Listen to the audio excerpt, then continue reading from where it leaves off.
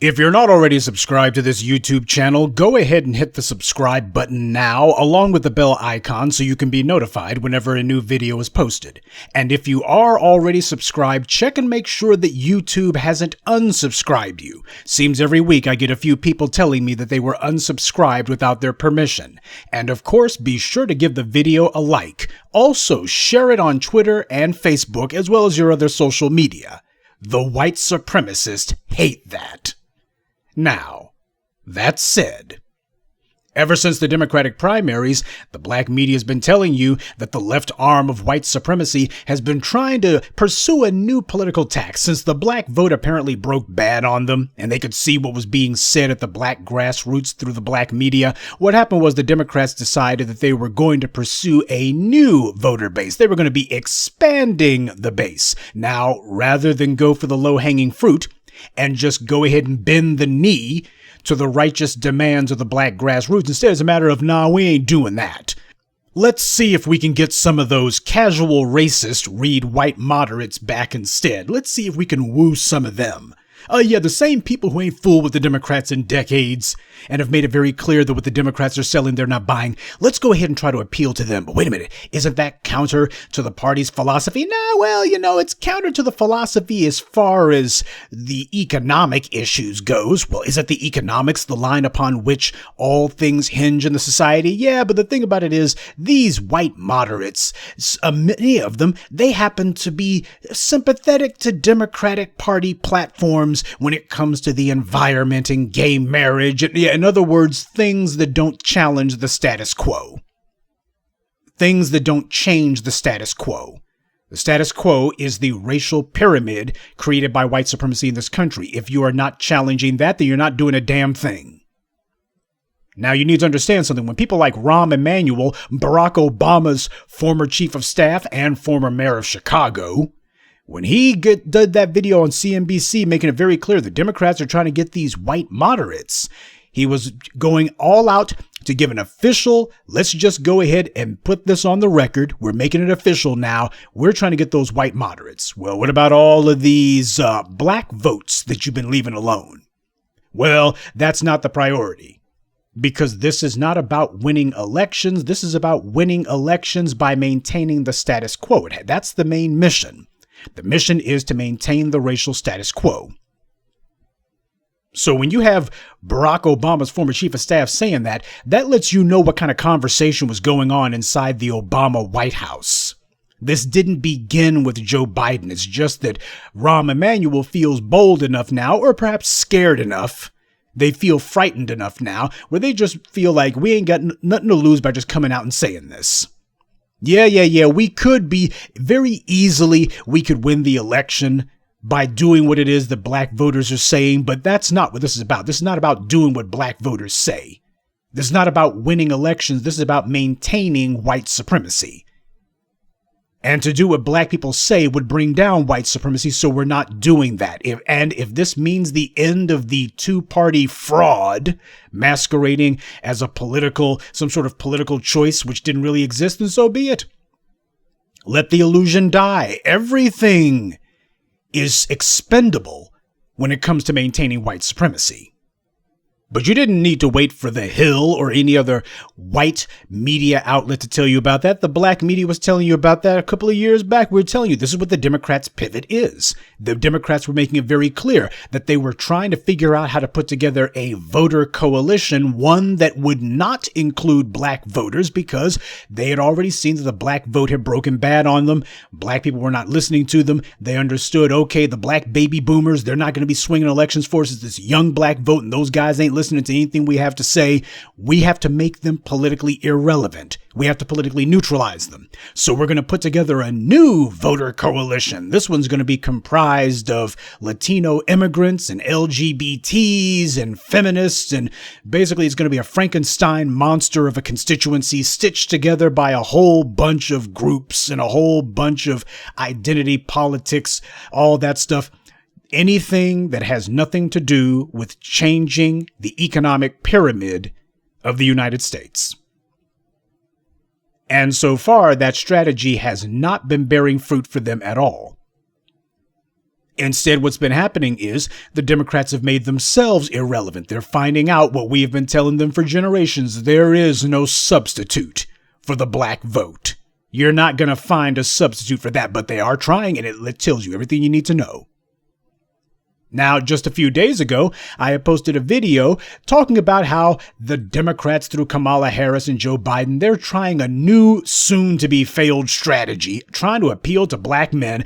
This after going on 4 years now saying that black men are irrelevant, black men don't matter, it's all about black women. We ain't even going to mention black men. We're just going to hammer the drum relentlessly. It's black women. Black women are the backbone of the Democratic Party.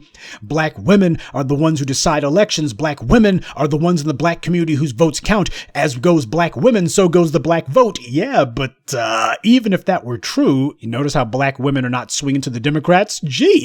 So black women ain't swinging to the Democrats, and as goes the black female vote, so goes the Democratic Party, right? Right? Yeah, they ain't talking that crap now, but they see what's been happening. Black folks been pointing out that, hey, Joe Biden, this dude is crashing and burning among black voters. And look how things are breaking for him with Hispanic voters. Yeah, Hispanics are showing that culturally they see themselves by and large as white. I pointed out how the Washington Post had their chosen bootlick of record, Paul Butler, who called himself telling black men off about, well, Kamala Harris doesn't have a problem with black men. Why? Because some mushmouth moron who used to be a prosecutor just like her says so? And you shouldn't have a problem with her either. You don't dictate my opinion to me, stupid. But here goes Jeff Bezos' Washington Post. Apparently this is them attempting to counter what the black media's been saying. I guess this is their rebuttal to my video essay. Biden's troubles with black and Latino voters are overstated. According to who? To them? And this happens to be a flimsy little attempt at trying to rewrite what we're all seeing happening in front of us. Who are you going to believe, the Washington Post or your lying eyes? That's basically what this is. Now, notice what they don't say, though. They don't say that Biden doesn't have any troubles with black voters. They don't say that because they know that that would be a bald-faced lie, and they know that it's not true. Instead, they say his troubles are overstated. Well, this is an opinion piece, but an opinion is supposed to be based on something rational. In this case, it's a matter of, let me just go ahead and give you some of my daydreams and wishful thinking. Now, when you read this article, what it says is that, and this is the very first line of the article, it says, after the 2016 election, when Hillary Clinton lost white voters by 15 points, it seemed as if Democrats might need to accept their losses and rely more on minority, read black, voters for their next majority. Now, that's the very first line of this op-ed. And this is how you understand that the Democrats pivot to try to neutralize and to make irrelevant, to otherwise discredit and find a way to just make it where the black vote needs to understand that they don't matter.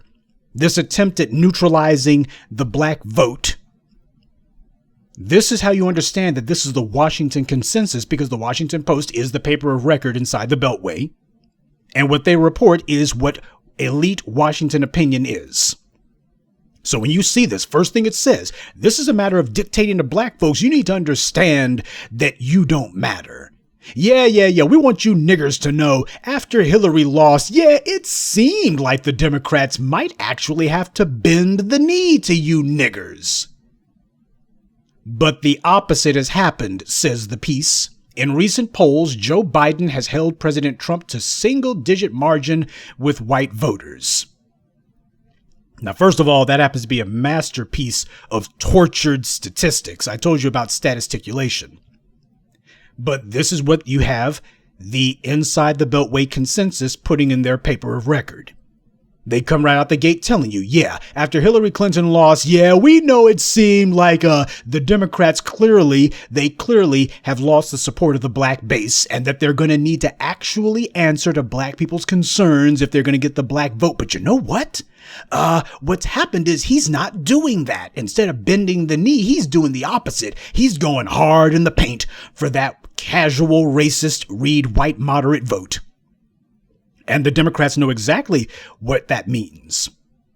If you want to know who the white moderates are, you need look no further than what I posted for you on my Twitter page. I told you about how Amy Cooper, she was the white woman who called the police on that black man in Central Park because he told her to put her dog on a leash because she was breaking the law. Amy Cooper voted for Hillary Clinton. She was a Clinton supporter. That's the example of your casual racist. I mean, white moderate. And you want an even better example of that? The McCloskeys. You remember them. They were that St. Louis couple who decided when they saw Black Lives Matters passing by in front of their home, they decided that they would put on a little show for the rest of their right-wing racist friends, and they would pull some guns on them and say, "We're defending our property. The people are passing by. They ain't doing nothing with your property." Well, we're going to tell people that we are defending our property. They were putting on a show, and now they've gotten charged for their stupidity. But did you know the McCloskeys are lawyers? Okay, that's not much of a surprise, but did you know that the McCloskeys are right now currently representing plaintiffs who are suing the police for police brutality? Oh, you didn't know that? You didn't know that the racist, out-of-shape geriatric version of Ken and Barbie, the white supremacist trash edition, you didn't know that these two are actively representing plaintiffs suing the police for police brutality? You didn't know that? See, the white media doesn't tell you that. See, these are your casual racists. Read white moderates. Amy Cooper and the McCloskeys. This is who Rahm Emanuel and Joe Biden and Barack Obama and Hillary Clinton and the rest of the DNC are looking at as being their new base, or at the very least, going to be a stopgap. These are the individuals who the Democrats are attempting to appeal to as a way to circumvent black demands, because that's what this is about. They are not about to be doing anything, especially not at this critical moment. They see what the black demands are. We're keeping it real simple and real to the point and making it absolutely lethal for white supremacy's interests. Tangibles and punish the police. It's coming down to economics and breaking the enforcement arm of white supremacy, so white supremacy cannot enforce its rule. They see that. As far as they're concerned, we need some people who are not going to be making demands like that. Amy Cooper. We need people who are absolutely dependent on the enforcement arm of white supremacy, and they're absolutely dependent on the system of goodies, giveaways, and guarantees that is the glue holding all of these white supremacists together. Well, hell, Amy Cooper and the McCloskeys are made to order, and that's who it is that Rahm Emanuel's talking about. And of course they're racist and they're hostile toward black people. That's the point. That's part of the political neutralization, is to make sure that black folks understand, oh, the Democrats can win elections and we can do it by reinforcing. We're going to hit the reset button. We're going all the way back to the 50s on this one. We're going to be dialing you in for a few more generations of hardcore white supremacists. It's not enough simply to win with white voters. We want to make sure that it's white voters who understand, hey, it's all of us against these niggers over here. That's what they're attempting to reinforce. And there's some black folks who are helping them, hoping to help them reinforce it. There's some black folks who are actually helping the Democrats to pursue this strategy of black voter neutralization. And you got the Washington Post pointing out, yes, we see clearly, yes, black people are demanding that the Democrats are going to do what we say. And the Democrats are making it clear we won't do that. And the Washington Post is applauding them and patting them on the back and letting them know you ain't got nothing to worry about. You don't need those nigger votes. Now, as the piece goes on to say, fortunately for Democrats, Biden's numbers with non-white voters aren't as bad as some have suggested. Now, they don't say that Biden's numbers are good. Instead, they're saying it's not as bad. You know, the last time I heard some white supremacist, white-splaining happy talk like this was when Mike Bloomberg was making his ill-fated jughead run for the presidency. Oh, the white media was telling everybody that he had nothing to worry about. Oh, all that talk about stop and frisk hurting him politically with the black vote, it's so overblown. Why? It's not hurting him at all. It seems to be having no effect on the Bloomberg campaign and his black support. Why? Look at all these black mayor sellouts like the mayor of Houston and other mayors. Why? He's got black mayors for him. And we all know the black folks are a bunch of dumb little lemmings and can be led around by the nose. All you got to do is find a preacher or a black politician or a celebrity or a rapper or an actor, and black folks will just fall in line. And then Bloomberg went to Brown Chapel AME Church in Selma, the black folks' got to have their say. They turned their backs on him. The very next day, he dropped out of the race. White media's job is to dictate your opinion to you.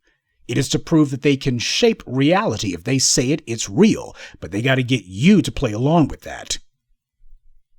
So that's the reason why you see them saying, well, his numbers aren't as bad. Yes, the same old game because they ain't got any other plays. And as the article goes on to say, a quick look under the hood shows that Trump is mostly fiddling with the edges of his coalition, while Biden appears to be putting together a workable majority. I wonder who the hell wrote that, Kamala Harris? Biden appears to be putting together a workable majority, but look at what they say. They're making it very clear what this workable majority is.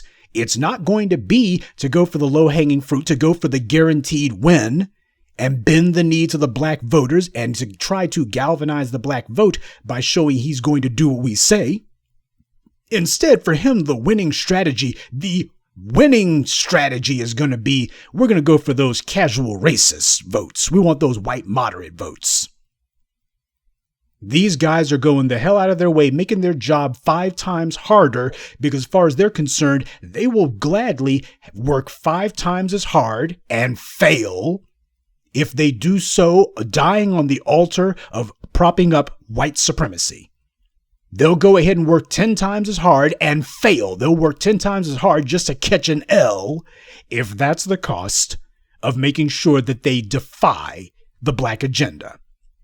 And you got Jeff Bezos' Washington Post cheering them on and telling them this is a workable majority. This is a workable majority. Well, I guess it depends on what your definition of workable is.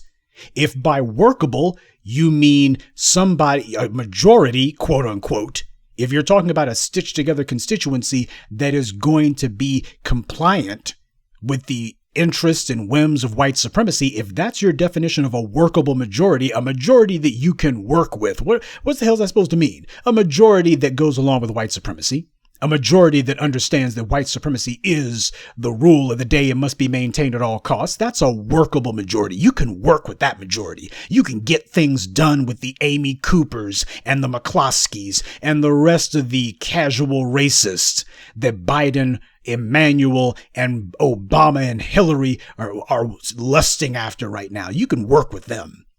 What about these black votes over here? You didn't have a problem with them in 2008 and 2012. Well, that was because they were taking a wait and see approach. The black vote was waiting and seeing if we were going to do anything. But now that they're making it clear that their vote isn't even going to happen unless we do something first, well, we need them to go back to waiting and see. And they're not waiting and seeing anymore.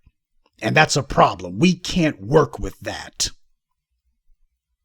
There you go. And this is in the paper of record.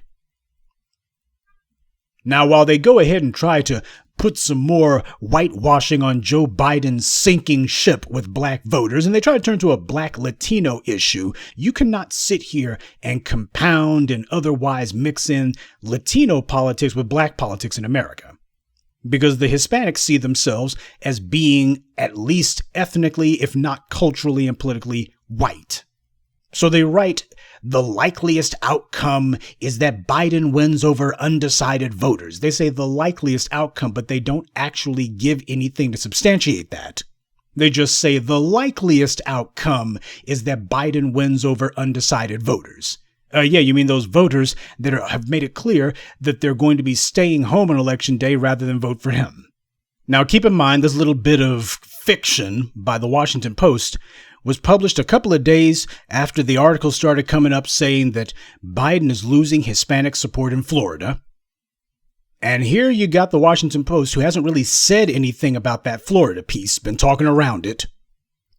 But when they finally do get around to saying something about it, they give a blink and you'll miss it, million miles per hour little dismissal of it. Sure, Trump has gotten a few favorable polls in Florida. Actually, he's gotten more than that, and you don't see any that are to the contrary. But sure, Trump has gotten a few favorable polls in Florida, but he's unlikely to make dramatic gains. Biden, on the other hand, has the forces of political gravity working in his favor. Now, what kind of rebuttal is that They don't give any evidence that Trump doesn't have anything, and at this point, that Trump has not neutralized Biden's lead, that the momentum is not with Trump, that Florida is breaking for Trump, especially those Hispanic votes. They don't offer anything showing that that's not happening. Instead, they concede, yeah, he's gotten a few favorable polls. You know, that's the tone of this entire op-ed. They concede that, yes, Trump is doing this, Biden is losing that, but it's not as bad as all that. And yeah, Trump's gotten a few favorable polls in Florida, but he's unlikely to make dramatic gains. He doesn't need dramatic gains. In order to win the election in Florida, he only needs 50% plus one. He doesn't need a dramatic gain. And now that he and Biden are neck and neck in Florida, he don't need a dramatic gain. 1 or 2 percentage points will suffice. But this is Jeff Bezos and his pals trying to put on a happy face. What, us worry? That's what they're doing right now. Putting forward standards that the election doesn't call for. Trump doesn't need to win by 20 points. He's neck and neck with Biden in Florida, which means he's probably ahead because he's within the margin of error. All he needs is just a few percentage points. That's all he needs. Dramatic gains indeed. See, that's how you have people who set themselves up for disappointment on election day, because they're listening to a media that puts them in a bubble and makes them feel like, oh, we're still up by 10 or 15 points. Nah, dude, you're neck and neck now. If that. And this line here, Biden has the forces of political gravity working in his favor. Would you like to know the last time that I heard somebody talking stupid like that about political gravity working in the favor of the candidate? All you got to do is just go back to 2016 and you find the exact same kind of articles like from NBC News talking about why Democrats fear Donald Trump. And they were pointing out that Trump vanquishes his GOP challengers and climbs in the polls, defying all political gravity. See, there goes. That was what they were saying 4 years ago.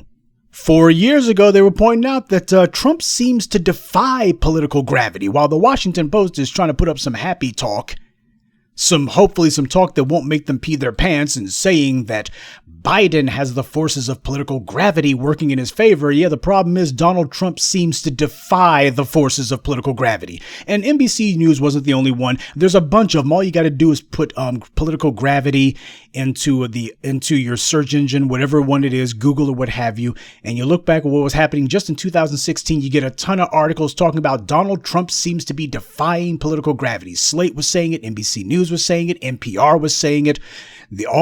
Most of the, if not all of the establishment white legacy media outlets were saying that Donald Trump seems to be immune to political gravity. But here we are 4 years later, 4 years after that, you got the Washington Post, Jeff Bezos' pals, trying to make themselves feel better about the fact that their boss keeps getting kicked in the shins every once in a while by Donald Trump and this is spitting in Trump's eye, but it's also hideously misleading and misinforming people who need to know the reality of the political state in the U.S. right now. People don't need to be hearing that, well, basically, Biden is gaining. Yeah, Trump's got some minor wins, but it won't amount to much. Nah, what needs to be happening is they need to be hearing that Biden's taking on a ton of water. The reason why is he has neglected a guaranteed win, the win that actually put Barack Obama in the White House twice with a bullet, put him in the White House overwhelmingly. That would make it where there would be no doubt that Biden's going to win the election. He's ignoring that, and instead he's going after the most risky strategy of all. He's going to fight Trump for the exact same casual racist vote, the same people who are already in Donald Trump's pocket. Biden's trying to figure out how to take those people out of Trump's pocket and put them into his own. He's fighting Trump for voters that Trump already has on lock. That is the single hardest, most difficult, and least likely to succeed strategy that you could employ. Why would you fight with your opponent, who, especially when he has a numerical minority of the popular vote? Why would you get into an arm wrestling contest with your opponent over voters that he already has the support of when you have a potential majority of the voters that your opponent can't get? And all you have to do is go to them and bend the knee and say, I will do what you've told me to do. Why would you do that? If your priority is to win the White House, and that's your priority, then of course it's a no-brainer. You know what you got to do. You got to bend that knee to the black agenda. On the other hand, if your real priority is to preserve and maintain and promote white supremacy at all costs and to push back the Negro threat, this black agenda is the single biggest threat that America faces right now, because it directly threatens white supremacy. It threatens the system of goodies, guarantees, and giveaways. It threatens the enforcement arm of white supremacy, which is what white supremacy calls upon in order to force everyone to go along with its illegal and unconstitutional laws and judicial rulings and white fiat. We'll write some crap on Monday, totally ignore it on Tuesday, and tell you guys on Wednesday that's just the way it is, and you're not going to do anything about it because we have an organized gang of thugs with badges and guns and the best weaponry we can give them, and that's going to be how we keep you in line. But what happens when the people say, well, in that case, then we're going to go ahead and just defund these guys and treat these thugs with badges like any other terrorist organization. Go after their funding. They got no money. They have no ability to operate. Oh, you can't do that. Look, Amy Cooper, you were depending on the cops and so were the McCloskeys. And you guys, we need to save America from these niggers. That's what's going on right now. So while the Washington Post tried to put a pretty face on it, you see the reality. But the truth of the matter is, no matter how much Jeff Bezos and the boys may tell themselves that Biden has political gravity working in his favor, Trump has shown that he can defy political gravity. It's only around the newsroom, such as it is, and the editorial staff of the Washington Post, where apparently political gravity somehow pulls Trump down. Trump only needs to hold on to his base. That's all he's got to hold on to. It's Biden who needs to make the gains, not Trump. Trump already understands that now that he has his base, one that made it where the Electoral College will fall to him regardless, all he's got to do is hold on to it. It's the classic prevent defense. And he's working it to a T. Biden, on the other hand, he's too distracted by, well, got to maintain that white supremacy. Me and Trump, we got to do it. It's either going to be rude white supremacy or slightly less rude white supremacy. But nonetheless, I need you to understand what's going on here. Oh, by the way, before I go any farther, I do think that it bears noting that while the Washington Post was crowing about how Biden wasn't going to be bending the knee to those niggers, meanwhile over at Politico, they were pointing out that Biden was trying to woo black farmers. Because what Biden understands is those rural whites, who are the most casual of casual racists, they're going for Trump, period. So that being the case, Biden's still trying to figure out how does he appeal to black farmers. We're not doing anything in the inner cities such. We're trying to do something, an end run around those pesky black folks in the inner city. So what that means is you got Biden, who is primarily dedicated to a casual racist vote, if he can get it. But it's a matter of, do we have any of these simple country Negroes? Some of these country Negroes are what he's counting on. That's what he thinks. That's not Professor Truth speaking. That's Joe Biden and the DNC, their mentality. Well, hopefully these will be some simple-minded country Negroes who aren't very politically sophisticated. And hopefully, because they're out there in the rural areas, hopefully they don't listen to those angry black folks online. They don't listen to the Professor Black Truths and the Jason Blacks and the Tariq Nasheeds and the rest of the new voices of black media. These black rural folks, hopefully they're out there in the sticks and they don't know any better. And they're simple-minded folks. And hopefully if we say some lines about JFK and John Lewis and MLK, hopefully these guys will go, oh, that's the last time we was paying attention to politics. Goes votes for yous. And that's what they're hoping for. That's the game plan. So you see that even when the Washington Post is pointing out that Joe Biden's not worrying about any black votes, you see Joe Biden's looking and going, well, we're not looking for certain black votes, not those black folks who are demanding things. Hopefully, if we can come up to these black farmers and we can tell them, you know what, we didn't do anything for you during the Obama years. We went ahead and let the FDA and other terrorist organizations of the state run these black farmers out of business, and we gave you no protection. And when you had these companies like Monsanto and others selling defective seed stock to black farmers and they got caught, we didn't punish them for it, didn't do anything about it. But you know if you vote for me, we'll give you black farmers some sympathy. We're not going to do anything for you. We're not punishing anyone who refuses to give you loans. We're not going to make it where the state tells these banks, you've got to support black farmers unless you want the government to come down on you. And we're certainly not doing anything about these agribusinesses that are undermining you every step of the way. We're not doing anything about that, but you vote for us and you'll have a sympathetic ear in the White House. Well, that is if you can actually talk to us, because Monsanto and ADM and the rest of these white organizations, they're going to be front and center. Though Joe Biden will be playing golf with them, and Kamala Harris will be making goo-goo eyes at those CEOs because, hey, that's who she expects to pay her big speaking fees when she finally gets bounced out of office. And you black farmers, go ahead and vote for Biden. And hopefully, if we can all work together, we can neutralize that pesky, militant, black agenda voice out there. We can neutralize those guys if we all just work together. You don't want to be like those angry Negroes. You want to be a good Negro, don't you? That's the mentality at work that Joe Biden is relying on. When he talks to these black farmers, that's what he's saying. That's the dynamic that's going to be at work. Now, when he talks to white farmers, it's going to be all about cutting the check. It's going to be all about how much money they're going to get, how much subsidies they're going to be getting. And how if any of these agribusinesses are doing anything these white farmers don't like, well, you better believe the hammer of the regulatory agencies are going to come down on them. That's what Joe Biden's going to be doing, to make sure they understand your economic concerns will be preserved. We're not just going to be making empty promises about a sympathetic ear. We're also going to make it very clear we're going to do what you say. Talking to the black farmers, on the other hand, well, we're going to tell you guys, I know I tell everybody that I'm from Scranton, Pennsylvania, but my grandfather was a sharecropper and he knows what it means to farm and he got big subsidies and that's where our family made our money. And we know you guys have been locked out, but if you guys work hard, you too. That's what Joe Biden's going to be doing. And Kamala Harris, I can only imagine what she'll be saying about her Indian in-laws and trying to come up with some phony baloney anecdotes about how they were farmers or otherwise involved in the agrarian trade too. This is how they talk to black folks. They don't come up to us talking about, here's the raft of tangibles you're going to get. Here's how much money you're going to get, when you can expect to receive it. And there's going to be more on the way. They don't talk to us like that. Instead, it's a matter of, we feel your pain. Well, I didn't ask you to feel anything. I asked you to cut the check.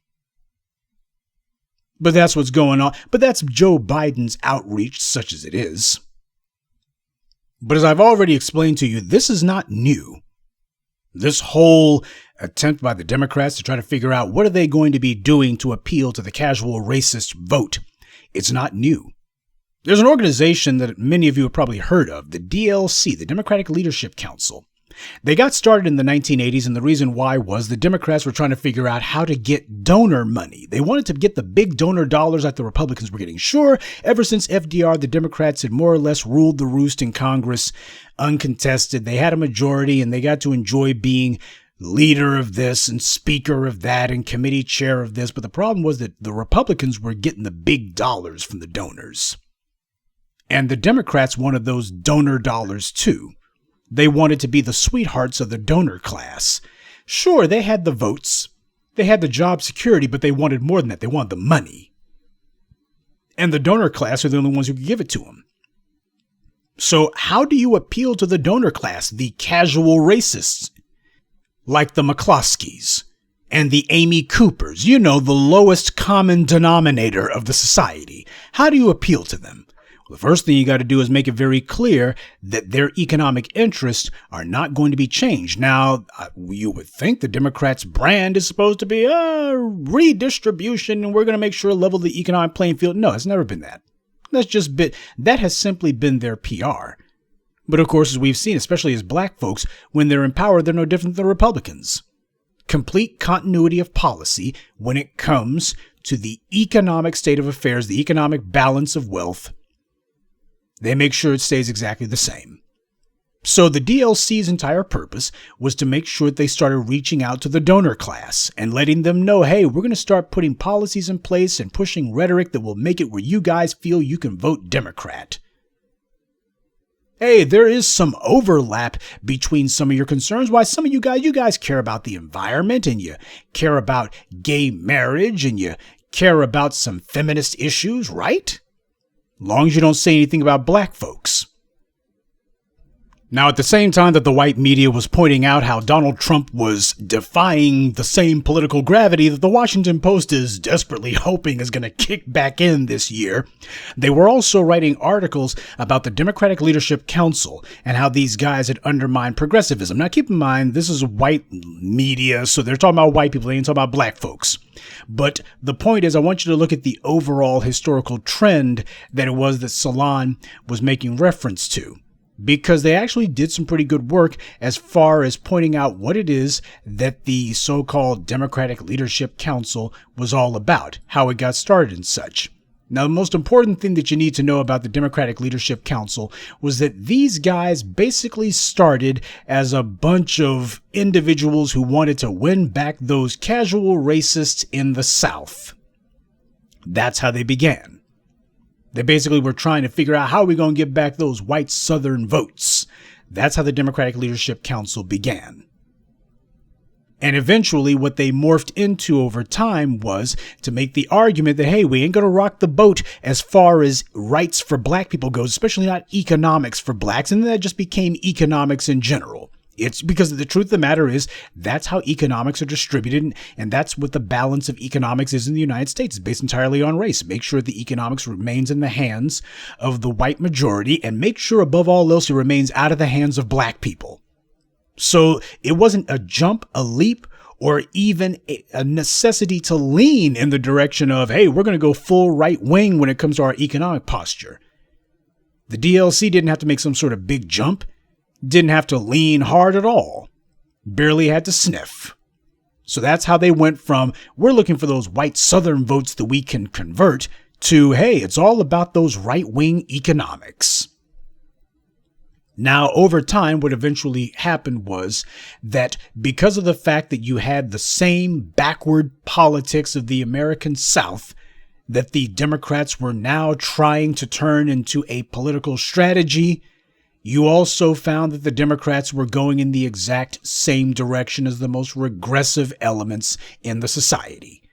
All of this under the banner of, we're trying to get those wealthy white elites. These are the guys who we're trying to get the money from. We're trying to figure out how to get these guys over on our side.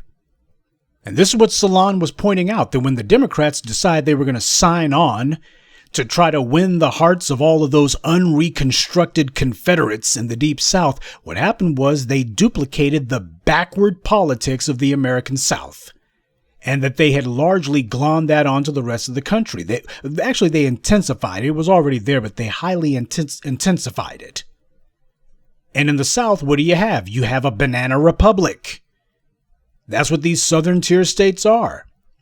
You got political power held tight by wealthy elites, while the majority of voters were confused, disengaged, or entirely absent, with politics serving them primarily as entertainment. That's the reason why you have the political status quo that you got today. Why is it that a Donald Trump doesn't offend or faze the electorate? It's because they see it as entertainment now. Whoever's the most entertaining wins. Barack Obama was the rock star candidate, and Donald Trump is the reality TV show misfit. One's the same as the other to them. One will be equally entertaining. But you also have a number of other voters, like the black voters, who are disengaged or entirely absent. This is what happens when you try to duplicate the backward politics of the American South and try to export it to the rest of the country. You get failure. But as Salon pointed out, this is the environment in which Bill Clinton and Barack Obama proved so successful. Now, when you look at who the past presidents of the Democratic Leadership Council have been, you see a number of familiar names. Dick Gephardt, Bill Clinton, Al Gore, Joe Lieberman, Harold Ford. Those are just a few of them, but these are the guys who have been the presidents of the Democratic Leadership Council.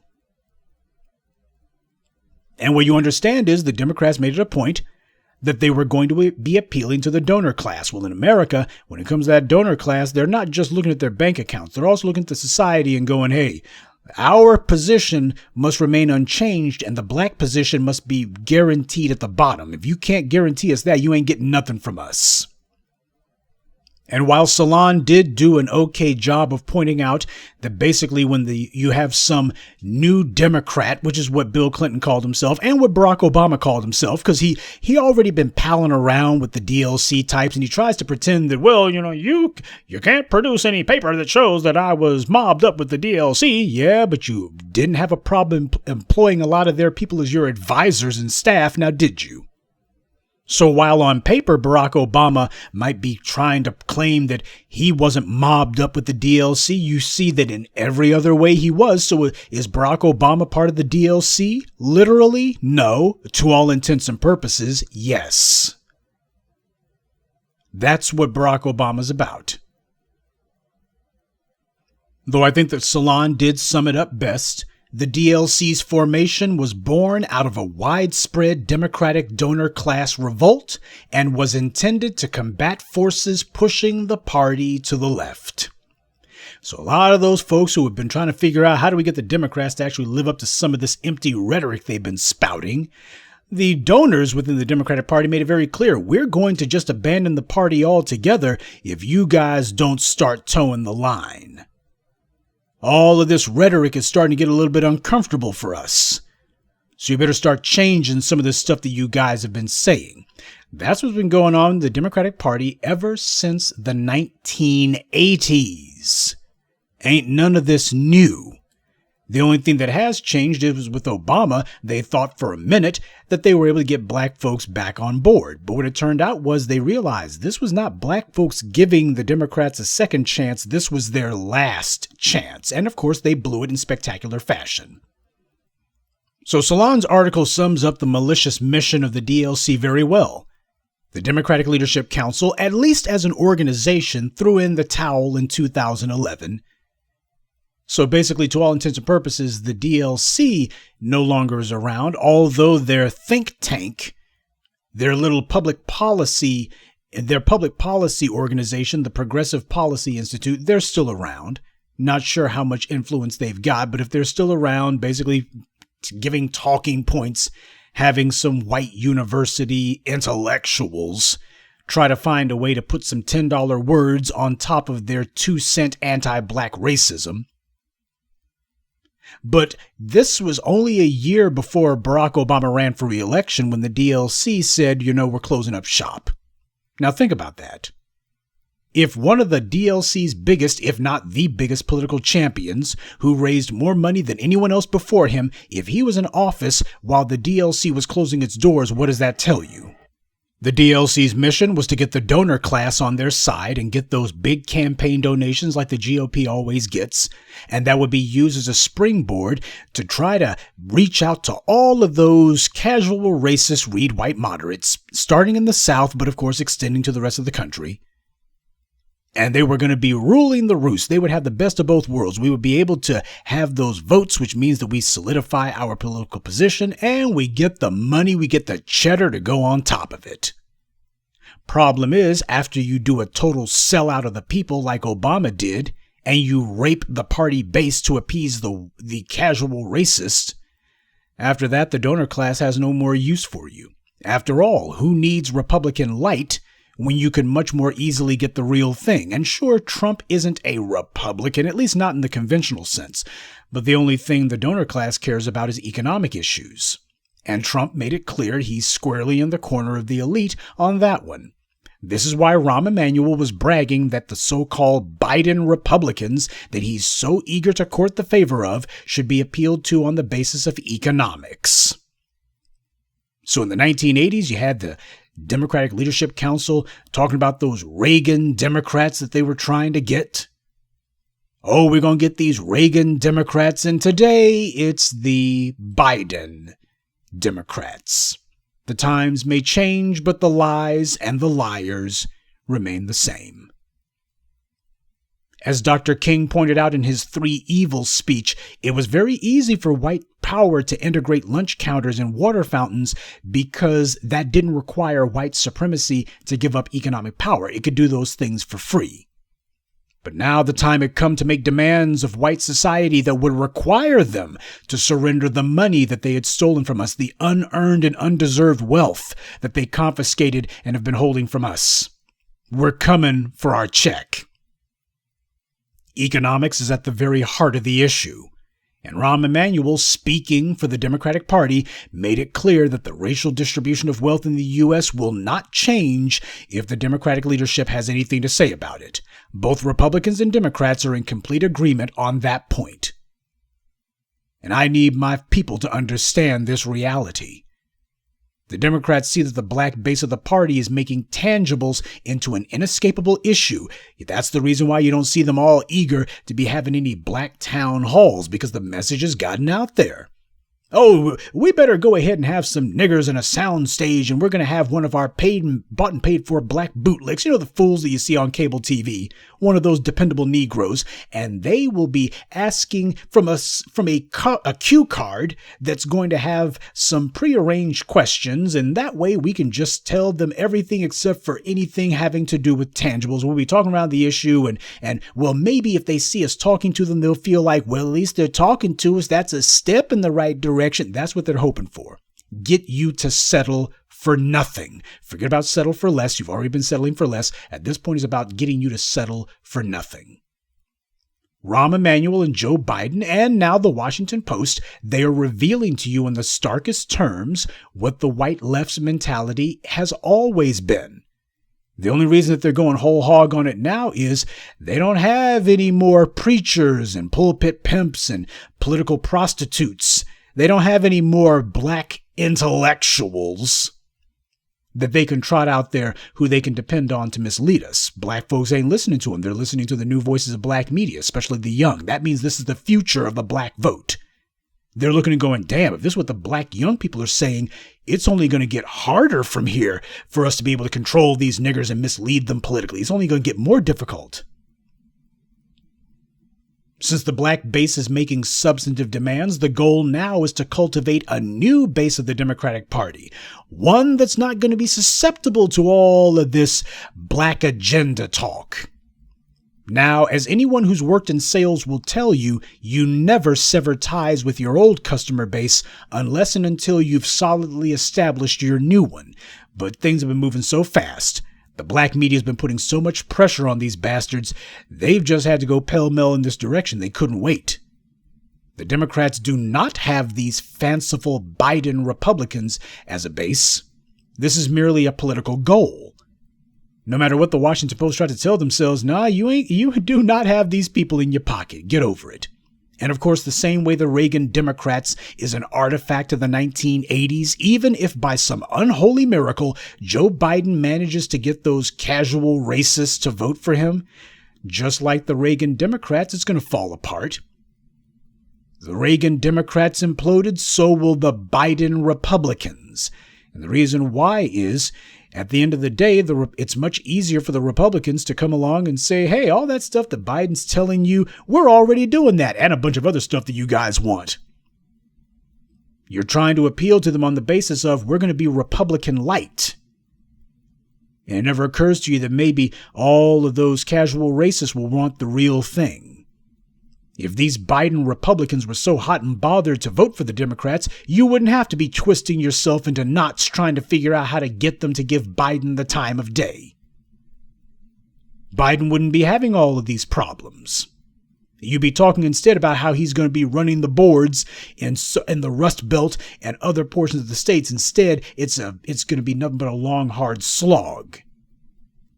This is stupid politics, dumb politics. It's short-sighted and ultimately self-defeating. But this is what the Democrats are about. It's one thing to have the black media telling you about all this, but you heard it from Rahm Emanuel and the Washington Post themselves. And keep in mind, in the case of Rahm Emanuel, this guy is 60, so he could conceivably try to become president at some point, or at least run for higher office. But as the old saying goes, adversity doesn't build character, it reveals it. The left wing of white supremacy is encountering increased adversity from the black grassroots.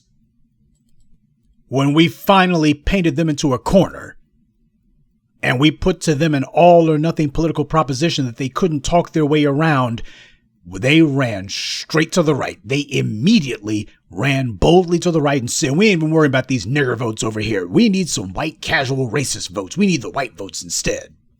This is about ethno-economic control, specifically of black people. As far as they're concerned, the black vote broke bad on them, so they need to undermine our resolve. That's what this is about. This is about showing black folks, we don't even need these nigger votes. See, we can win elections without you guys are irrelevant. And it doesn't matter to them to abandon their principles because their only real principle is to maintain white supremacy at any cost. That's why they've never done anything for their alleged base. Their job was to keep us from rising up. They are controlled opposition. But what happens when the controlled opposition loses its control? Oh, they lose control completely is what happens.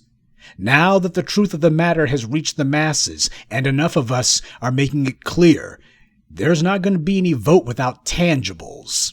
And you don't get to tell us what tangibles are. We're telling you what those tangibles are. This has presented the entire country with a political crisis, one that the left arm of white supremacy is powerless to contain. The result is the Democrats are panicking, but instead of them running to us and promising to do what we tell them, which would be the fastest way to solve this crisis, instead they attack us, they malign us, and they tell us repeatedly that they will specifically not do the two things we told them to do: reparations and punish the police. And they're now pivoting to try to appeal to the very segment of the society who benefited from our economic deprivation the most and who was the most hostile to a black agenda. Rahm Emanuel said he didn't want this to be a transactional election. The very thing that we told you that every election is about, a transaction, a deal being made. That's what it is for everybody else. Instead, Emanuel says he wants 2020 to be a transformational election. But what or whom is he aiming to transform? He's not trying to transform the condition of these Republicans that he's hoping to win over. After all, they're already in great shape. He and Obama made sure of that. He's not trying to change their minds as to economics. All he said he wanted to do was to appeal to them on issues like diversity, social issues. But he's very clear that the Democrats are not going to be trying to change or challenge these casual racist views on economics. So if all of this outreach and bending over backwards to appeal to these so-called Biden Republicans, if all of this outreach to these Republicans isn't geared toward changing or transforming these Republicans' mentality or transforming anything about their condition, then that begs the question, who or what is Rahm Emanuel and the Democrats hoping to transform then? They're not hoping to transform the Republicans' condition. They're just hoping to appeal to the Republicans. Because nothing's going to change for them other than the warm glow of knowing that black people's condition will not change. So that's the answer. The only thing that only leaves one other group, one other constituency that will be transformed, and that's us. He being the Democrats, Biden, Emanuel, Obama, Hillary, all of them, they're hoping to transform the black grassroots, but not in a way that would be advantageous to us. They're trying to transform us from politically threatening to politically neutralized.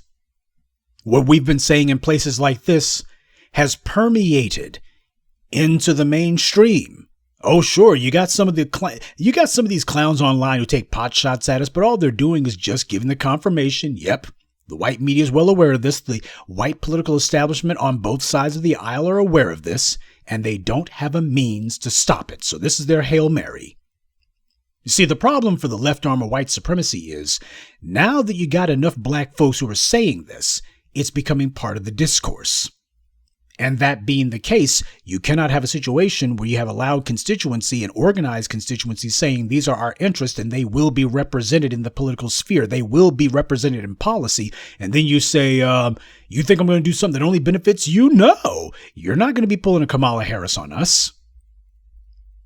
Our demands are clear and in the open, just like Rahm Emanuel's hostility towards us. There's no way to talk around it.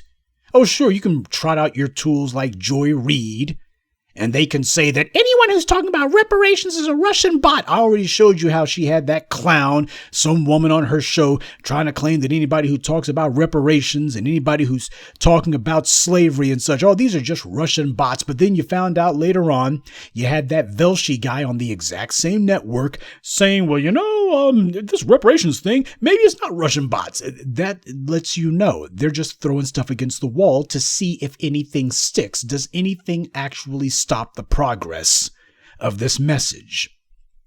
Call them Russian bots. Say that these are a bunch of people who they're not even black, don't you know? And see if that does anything. Does that undermine their support? Do you get black people going in large numbers, abandoning the new voices of black media and saying, why, we had Joy Reid and some other white folk we had some black folks who we don't know and never heard of and never been around us. You got some black bootlicks who you only see on cable TV, and they told us that you guys must be Russian bots. And because of that, we don't even care about reparations. And who cares about punishing the police? We're not even worried about that. We're through with you guys. That's what they hoped would happen. It didn't. We didn't have to change our position. The white media was forced to change theirs.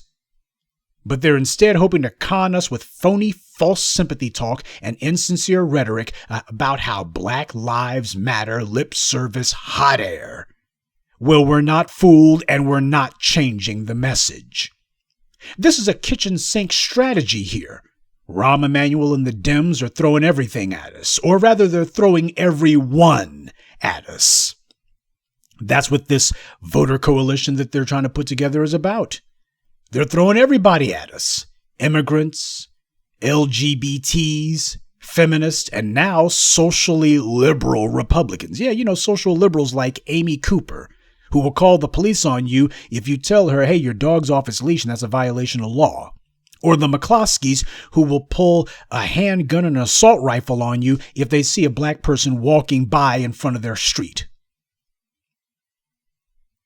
So Rahm Emanuel is admitting the Democrats' long-term political strategy. What their long-term political strategy is to abandon what they claimed was their economic difference with Republicans. Social issues are nothing but empty talk, mostly about people other than us. That's what the Democrats' social concerns are usually with, anyone except for black folks.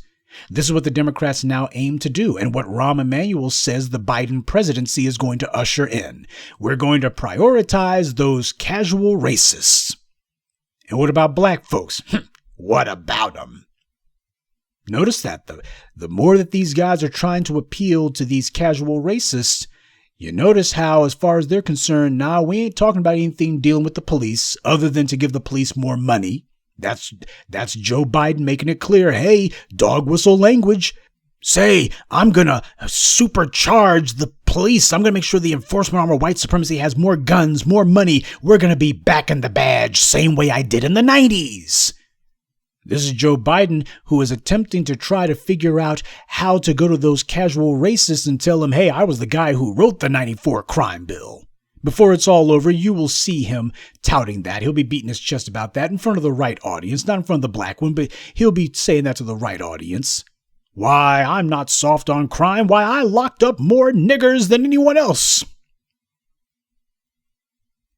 So at long last, we see that the left arm of white supremacy, under pressure from the black media and the black grassroots, are forced to reveal what they've always been, exactly what we told you they are. They're nothing but controlled opposition. Drawing in centrist Republicans to vote for Biden would change nothing, which is the entire point. This is about checkmating the black voters for the sake of, they hope, getting you to abandon the fight.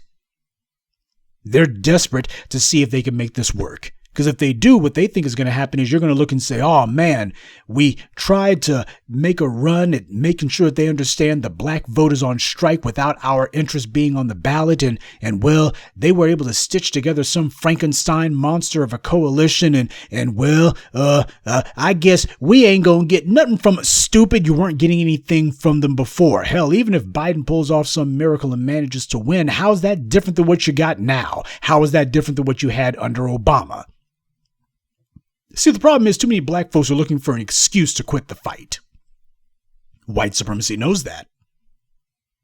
Black people have spent over 150 years showing white supremacists that we just don't have staying power. Well, not enough of us do. We have shown white supremacy time and again that we are a 5-minute people. We have hyper short attention spans. We lose interest very quickly. We are consistently inconsistent.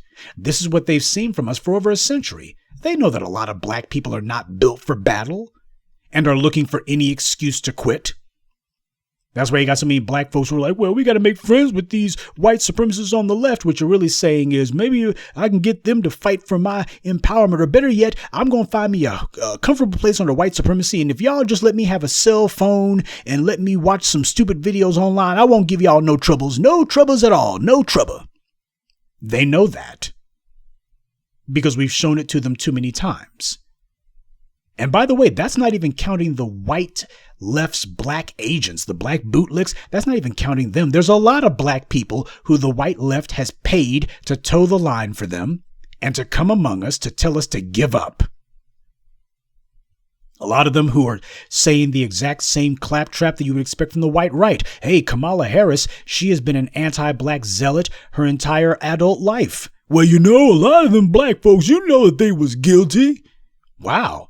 Who the hell needs Tucker Carlson and Fox News to cheerlead for the mass incarceration of black people? We got Kamala Harris's black supporters doing this crap. A lot of black people think that this is all entertainment.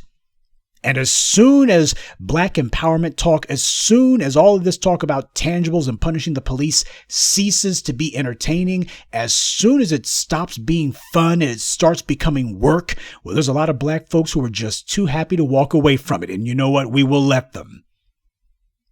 The bad guys are counting on that. They want to outlast our resolve. If they can outlast our resolve, then hopefully this whole black tangibles, punish the police, black agenda thing goes away and the old life returns. All of this black resistance will have been broken. We've told you that this was their plan and has been for a long time, but I just want you to realize that if you're still under the delusion that if you just vote for the Democrats, you're going to get something other than the Republicans, just understand that doesn't apply to you. Trump and Biden are competing aggressively for the exact same constituency, white Republican centrists. Biden and Trump both think that white centrists of a Republican bent would be excellent choices for their political bases. That's all the proof you need that when it comes to the white supremacists, there is no difference between the left or the right. You draw distinctions among black folks. We draw distinctions all the time when it comes to religion, political ideology, what school did you go to, what coast you came from. We draw lines amongst ourselves left, right, and center. The white supremacists don't do that. And for the few of them who pretend to, as soon as it comes time to talk about black folks and how they're going to control us and how they're going to harm us, all of a sudden that flies out the window. They don't even put up a pretense of difference. They all fall into lockstep. Doesn't matter if it's Donald Trump or Joe Biden. White supremacy and the position of the non-whites who have accepted their place under it, it's all based on keeping black people at the bottom. Sure, you can switch the positions of Latinos and Asians, but that's window dressing. It doesn't mean anything. Because every structure relies on its foundation.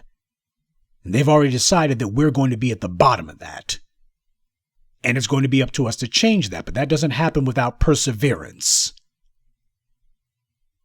And since all these other groups rely on the racial hierarchy the white supremacy has provided them with, they see themselves as being totally different from us. We have to accept the political reality. The conversations that they have about politics have absolutely nothing to do with our interests. So when the Democrats talk to these other groups, the discussions they're having are nothing like what they say to us. The black media told you that a Trump presidency would bring a much-needed reckoning on race because with a blatant, open, unguarded white supremacist in the White House, it would galvanize the racist and it would expose who was against white supremacy, who was collaborating with it, and who was too stupid to even listen to. And we were right about that.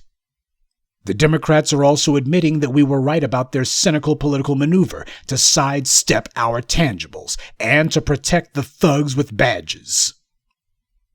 So all the panicking and scared Negroes who are saying how awful it'll be if Trump gets reelected, this just goes to show there's some black folks who'll never learn. When we left the plantations, we took these dimwits with us, and it's time to cut them loose. Now, when this little stupid stunt by Biden fails, don't expect the Democrats to discover religion. Don't expect the white media to say, well, you know what? You tried appealing to those casual racists, those white moderates, and that didn't help you. So you know what? Maybe it's time for us to try something that'll work. We've tried everything else. Let's try something that's going to work. Got to go to those black folks. No, what's going to happen instead is they're going to ratchet up their efforts. It's going to become a full-fledged broadside against us, because what they're going to say is, you know, those black people online, they've been undermining Democrats for the longest time. And all of a sudden, if you think that these guys have been dropping the coded language before with black identity extremists, you're going to be hearing the most hostile rhetoric from us coming from the white left. Because the Republicans already know they're not going to be getting any support from us. They're already bold and strident about what they ain't going to do for us. But now that we're challenging the left arm of white supremacy, don't think that after Biden loses, they're going to look and say, well, hey, that casual racist strategy, clearly that wasn't going to work. It was stupid to even do. We've already proven time and again, we win when we galvanize the black vote. So it's time to go to them and tell them whatever you want, we're going to do it because we need back into power. That's not going to happen. The opposite's going to happen. They're going to go from, let's see if we can ignore these guys. Let's make a last-ditch attempt to ignore these guys to, we're going to identify them openly. We're going to be calling them out. These are the bad guys. That's what's going to be happening next, because they're going to have to. Having run out of means of being able to pretend that we're not here. I mean, look, what do you think that crap was with Jason Johnson? What do you think that was when this guy called himself attacking me? What do you think that was about? What, you think Joy Jackass Reed and the rest of the black bootlicks on cable TV, you think they don't know who we are? You think they don't talk about us like dogs every chance they get? These guys, they're doing their programming that's aimed precisely at us. When Ari Melber finally has to say the words punishing the police, he says it one time and then runs away from it. Yeah, as far as they're concerned, they cannot even afford to use our verbiage. The very words that we use are too damaging, too damning, too dangerous, too threatening. They can't even use our verbiage. And at the same time, they cannot invalidate it. So they're making one last attempt. We're going to ignore these guys, see if we can put together some sort of political end run. Hopefully this is going to demoralize them, or at least demoralize their supporters. And if that fails, then it's going to be a full-fledged broadside attack against us. They're going to be coming out against us, and all of a sudden, it's going to be, well, you know, there are some black folks out here who clearly must be on the payroll of Vladimir Putin, and here's their names, and we're going to be coming against these guys. Look for it. Look for it. Jason Johnson did not just have a situation where he had an epiphany and go, who are these guys? You saw what the world was. I posted for you what the guy said. He's sitting here talking about us and saying, oh, you know, this has been going on for a while now, even though we've barely mentioned the clown. But it just goes to show how long he and his black bootlick ilk have been watching us. That's how long they've been watching us, and his white paymasters are no different. They've been probably getting on him time and again, letting him know, well, you know, we put you on television because you're supposed to be able to influence these guys. And, you know, if we got some pasty white folk over at the Washington Post, their articles, these niggers aren't paying any attention to that, and our bootlicks, you don't have any influence with them. What the hell we need you for? This is what's been going on. This is what they've been denying. But their fear cannot be denied. And what else cannot be denied is the black agenda. The bill for 500 years of oppression and economic and social deprivation has come due with interest. And no amount of appealing to a bunch of unreconstructed Confederates and northern white supremacists is going to be able to provide you with any way to circumvent that. The black agenda is here to stay. You can cover your eyes, bury your head in the sand, or try to surround yourself with as many yes men and suck-ups as you want. That's not going to make this reality vanish. And while you might succeed with having a handful of clowns who weren't built for this peel off, you're doing us a favor. We need to purify our ranks.